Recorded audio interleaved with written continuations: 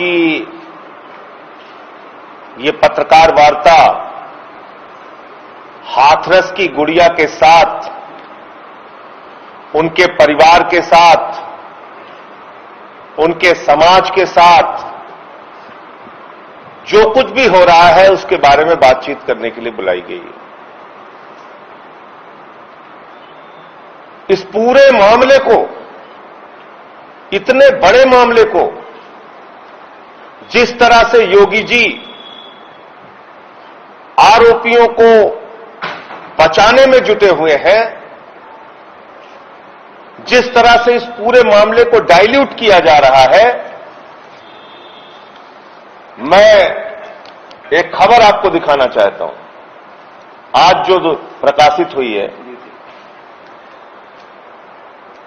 और ये खबर क्या कह रही है ये आप देखिए। शर्म आती है इस तरह से,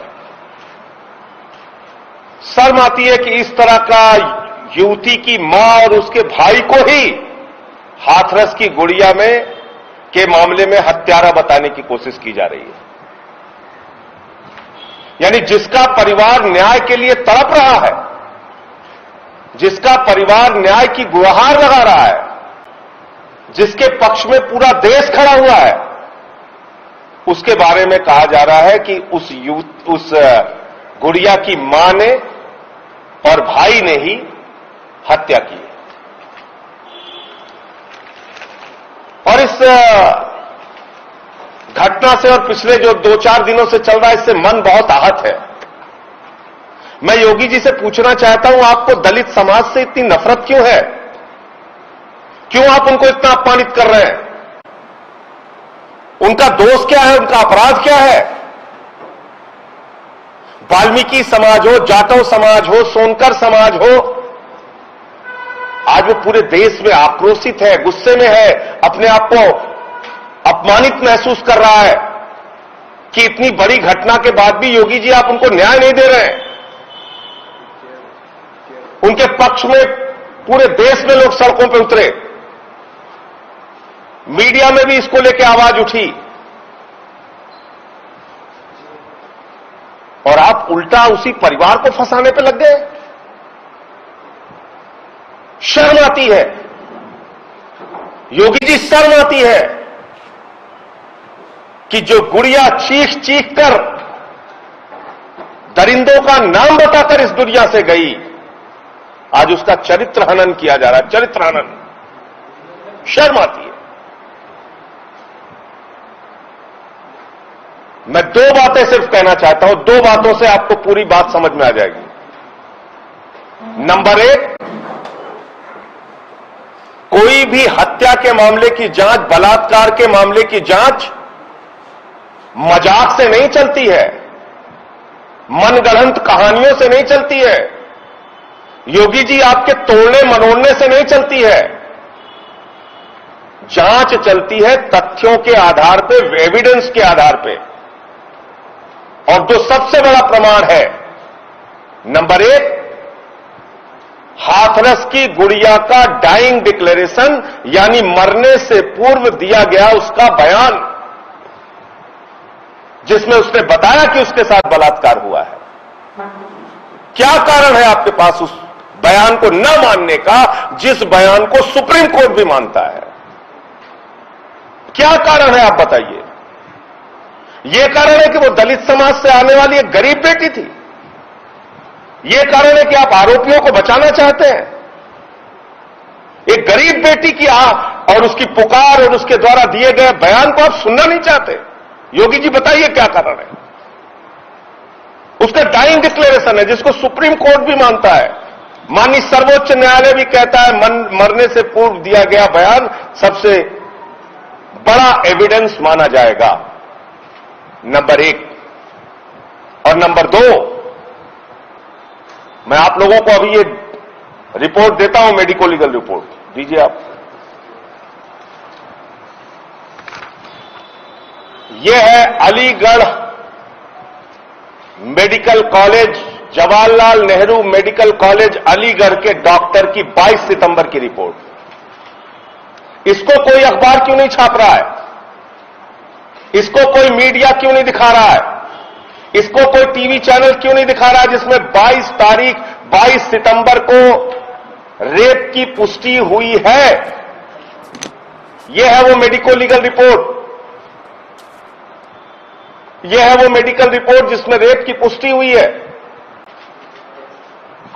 इसको नहीं दिखाया जा रहा है। अब आप मुझे बताइए, एक तरफ उस हाथरस की गुड़िया का बयान है, दूसरी तरफ ये 22 सितंबर का जब वो अस्पताल में थी, जवाहरलाल नेहरू मेडिकल कॉलेज में थी, अलीगढ़ में थी, उस समय की उसकी मेडिको लीगल रिपोर्ट है, चिकित्सीय जांच की रिपोर्ट है जिसमें कहा गया है कि उसके साथ रेप हुआ है, रेप की पुष्टि हुई है। ये दोनों बातें आप नहीं मान रहे हैं?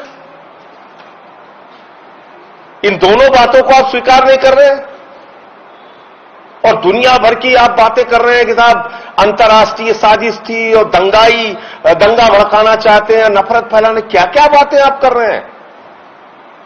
कहां इस पूरी जांच को लेकर जा रहे हैं योगी जी अपनी राजनीति के चक्कर में? उस परिवार का अपराध यह है कि वो एक गरीब दलित परिवार है, इसलिए आज उसको सब मिलकर अपमानित करने पे लगे हुए हैं। मैं पूछना चाहता हूं, जब ये दो बड़े प्रमाण आपके पास हैं तो क्या कारण है कि अभी भी उस गुड़िया का चरित्र हनन किया जा रहा है? रात में 2 बजे जबरन उसकी लाश जला दी जाती है। मैं संस्कार नहीं कहूंगा क्योंकि संस्कार तो हुआ नहीं, मां बिलखती रही, एक बार चेहरा तो दिखा दो। संस्कार नहीं हुआ योगी जी, उसको जला दिया आपके प्रशासन ने, पेट्रोल छिड़क के जला दिया, सारे एविडेंस मिट गए, सारे प्रमाण सबूत मिटा दिए, फिर कह रहे हैं रेप नहीं हुआ। तो ये दो, जो उस गुड़िया का बयान था और जो ये मेडिकल रिपोर्ट है, ये दोनों क्या है? ये दोनों रिपोर्ट, ये दोनों क्यों नहीं मान रहे? आप क्या कारण है आपके पास? और आपकी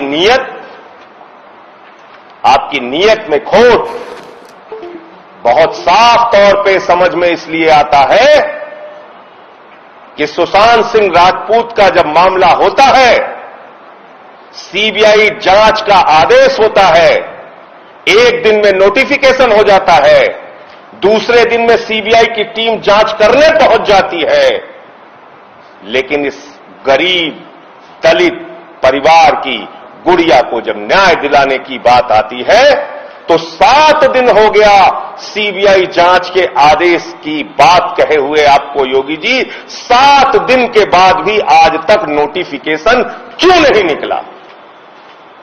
इसका मतलब आपके अपनी एसआईटी के माध्यम से आप उन आरोपियों को बचाना चाहते हैं और इस पूरे मामले पर पर्दा डालना चाहते हैं, इस पूरे मामले को खत्म करना चाहते हैं।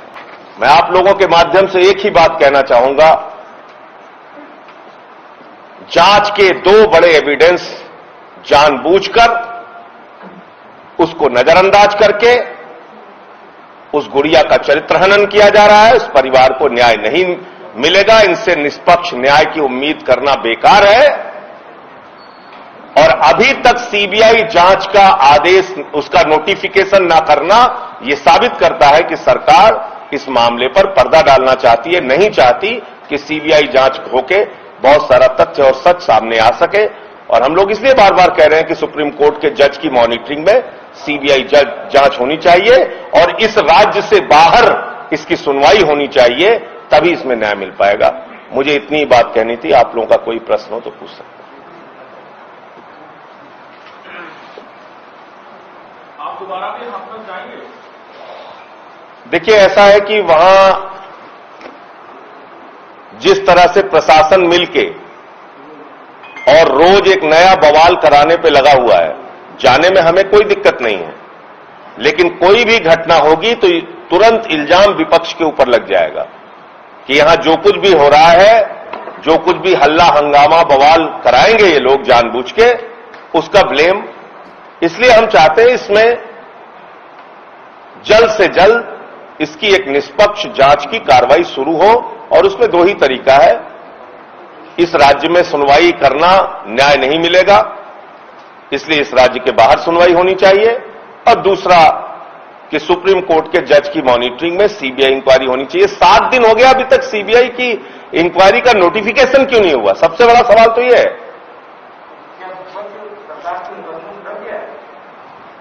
नहीं, विपक्ष सरकार के मुकदमों से डरने वाला होता तो मैं तो यहीं बैठा हूं। 14-14 मुकदमे लिख चुके हैं। मैं तो कह रहा हूं कि ये जानबूझ के वहां बवाल करेंगे, क्योंकि ये दूसरों को जरूर कह रहे हैं, इनका इतिहास दंगाई पार्टी का है, इसलिए ये वहां बवाल करेंगे और उसका सारा ठीकरा दूसरों के ऊपर फोड़ेंगे। मतलब इतना सा ही है। मुकदमा कोई मतलब नहीं है। मुकदमा हो, लाठी हो, जेल हो तो आज करें। मैं तो यही मौजूद हूं लखनऊ में। 14 लिखा है, 1400 लिखे हैं, मैं तो कई बार कह चुका हूं। संजय जी, नार्को टेस्ट की बात हुई। नार्को टेस्ट में आरोपी परिवार तैयार है, लेकिन पीड़ित परिवार नहीं तैयार है। सरकार का यह आरोप है कि तमाम मीडिया के ऊपर भी उन्होंने आरोप लगाया कि गलत रिपोर्टिंग हुई, और नेताओं के ऊपर भी लगाया। नार्को टेस्ट क्या योगी जी कर सकते हैं? आप सब बुद्धिजीवी पत्रकार हैं, आप बताइए, उनको पावर है नार्को टेस्ट कराने की? नार्को टेस्ट ऑर्डर होता है कोर्ट के माध्यम से। नार्को टेस्ट कोई योगी जी के घर का आदेश नहीं है कि लिख के दे दिया कि हां आप जाओ नार्को टेस्ट करके आओ। नार्को टेस्ट कोई योगी जी के या उनके अधिकारियों के लिखने से थोड़ी होगा, तो कोर्ट का ऑर्डर होगा ना। आप जांच तो शुरू कराइए। आपने तो 7 दिन हो गया, अभी तक आपने जांच नहीं शुरू कराई। सीबीआई का नोटिफिकेशन आपने जारी नहीं किया। क्या मंशा हो सकती है जो जांच नहीं करवाना चाहती? बार बार मैं कह रहा हूं, पहले दिन से कह रहा हूं, आरोपियों को बचाना चाहती है सरकार। और मैं बार बार इस चीज को कह रहा हूं कि भारतीय जनता पार्टी और योगी जी की सोच दलित विरोधी है। बार बार मैं इस बात को कह रहा हूं कि वो न्याय नहीं करना चाहते हैं उस परिवार के साथ, और इससे सारा का सारा जो दलित समाज है, देश के जो संवेदनशील लोग हैं, जाटव है, वाल्मीकि है, सोनकर है, पासी है, इन सारे लोगों के मन में गुस्सा है, नाराजगी है। आम आदमी इसमें न्याय चाहता है, और ये नहीं चाहता कि आप इस पूरे मामले को लटकाते जाइए। 2 एविडेंस तो सामने रख दिया मैंने। मेडिको लीगल रिपोर्ट डॉक्टर की है 22 सितंबर की। इससे बड़ा क्या एविडेंस हो सकता है? उस लड़की का डाइंग डिक्लेरेशन, जो कि सुप्रीम कोर्ट भी मानता है कि सबसे बड़ा एविडेंस होता है मरने से पूर्व दिया गया बयान, और आप उसको भी मानने के लिए तैयार नहीं हैं। योगी जी का बयान आ रहा है लगातार कि जातिगत राजनीति कर रहे हैं पश्चिम पार्टियां, इस पर क्या कहेंगे? देखिए, इससे ज्यादा हास्यास्पद कोई बात नहीं हो सकती। जो व्यक्ति खुद जातिवादी और धर्म की राजनीति के नाम पे दंगे फसाद नफरत फैलाने का काम जो पार्टी करती है, उस पार्टी के लोग इस तरह की बातें बोले तो हंसी आती है, इसके अलावा कुछ नहीं। हम तो ये कह रहे हैं कि आप ईमानदारी से, निष्पक्षता के साथ इसकी जांच कराइए और उसमें बाधा मत उत्पन्न कीजिए, और अपनी थ्योरी मत लगाइए आप उसमें। परिवार दोषी है और वही उन्होंने ही हत्या की, इस तरह की थ्योरी आप क्यों आप लोग प्लांट कर रहे हैं?